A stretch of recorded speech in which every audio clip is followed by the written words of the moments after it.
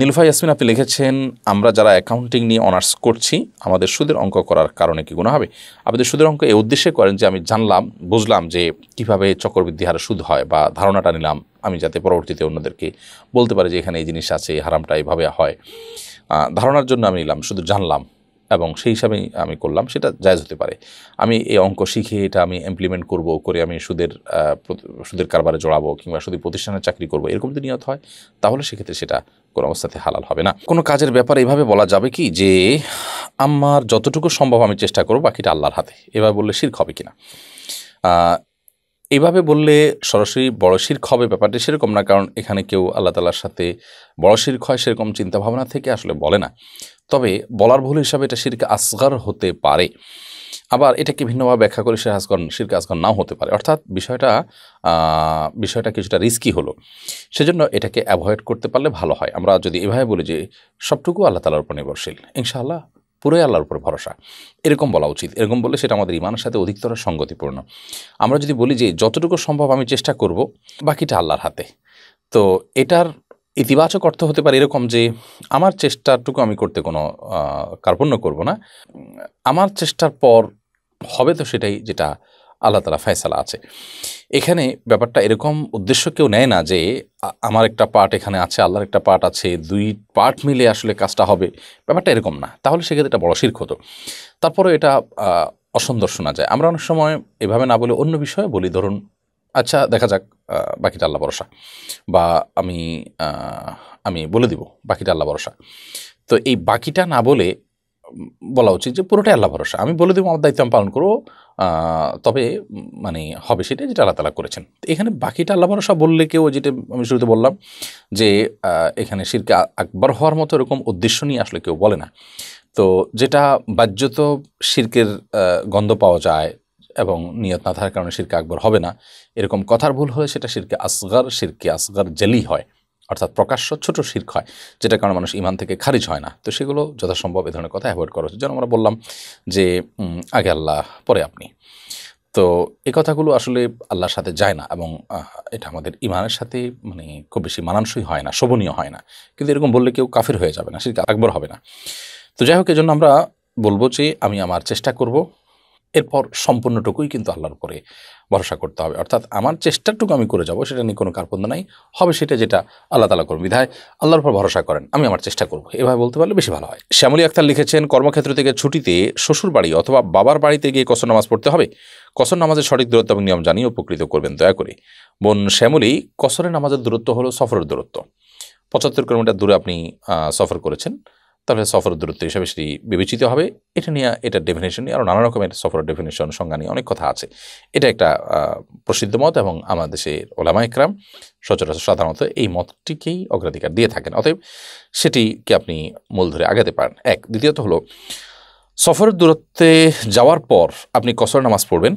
মেয়ে হিসাবে আপনি যখন আপনার শ্বশুর বাড়ি যাবেন, অর্থাৎ স্বামীর বাবার বাড়ি, সে যদি স্বামীর স্থায়ী বা বর্তমান ঠিকানা হয় তাহলে সেখানে পুরো নামাজ পড়বেন। আর যদি স্বামীও সেখানে, স্বামী এবং আপনি আপনারা সকলে সেখানে গেস্ট, এবং সেটা আপনাদের স্থায়ী কিংবা বর্তমান ঠিকানা নয়, সেখানে সব কিছু ভাগযোগ হয়ে গেছে, আপনারা থাকেন ঢাকা বা সেখানে আপনাদের স্থায়ী ঠিকানা এখন ঢাকা, আপনারা গ্রামে গেলেন, তাহলে সেক্ষেত্রে সেখানে আপনি কসর পড়বেন, কারণ আপনি সেখানে গেস্ট না, স্থায়ী ঠিকানা সেখানে না, সেটা না আপনার বর্তমান ঠিকানা।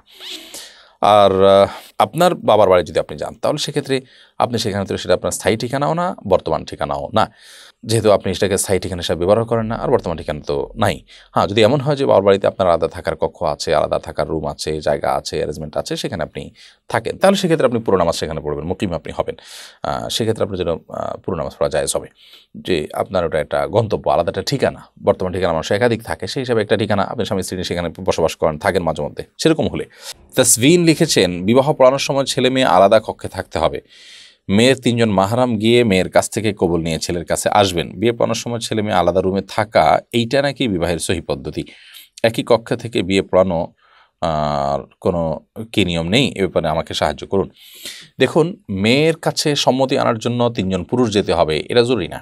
মেয়ের বাবা, মেয়ের যিনি অভিভাবক, বাবা কিংবা বাবা না থাকলে বাবার অগোচরে তার মেয়ের বড় ভাই কিংবা চাচা, তো দাদা থাকলে দাদা, অর্থাৎ ধারাবাহিকতার আছে, সেই ধারাবাহিকতা অনুসারে মেয়ের কোনো অভিভাবক যদি মেয়ের কাছ থেকে বিবাহের অনুমতি নিয়ে আসেন বা মেয়েকে বলেন যে আমি বিবাহ তাহলে পড়াচ্ছি, মেয়ের সেটা নীরবে হোক সরবে হোক কোনোভাবে সম্মতি দিলেন, বিশেষ করে যদি মেয়ে কুমারী হন তাহলে সেক্ষেত্রে তার চুপচাপ থাকাটাও সম্মতি।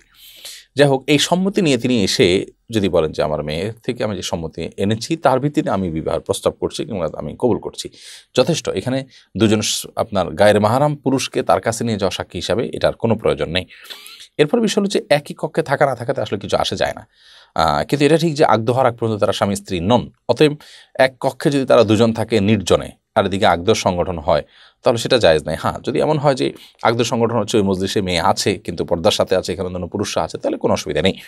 এখানে আলাদা আলাদা কক্ষেই থাকতে হবে এরকম কোনো কথা নেই। বিয়ের মজলিসে তো অন্য সাক্ষীরা থাকবে, তাহলে আলাদা কক্ষের প্রশ্ন করতে গেলে অন্তত ছেলের জন্য। হ্যাঁ, যদি এমন উদ্দেশ্য হয় যে ছেলে বিয়ের মজলিসে থাকবে মেয়ে দূরে থাকতে হবে, একটু সেরকম কোনো বাধ্যবাধকতা নেই।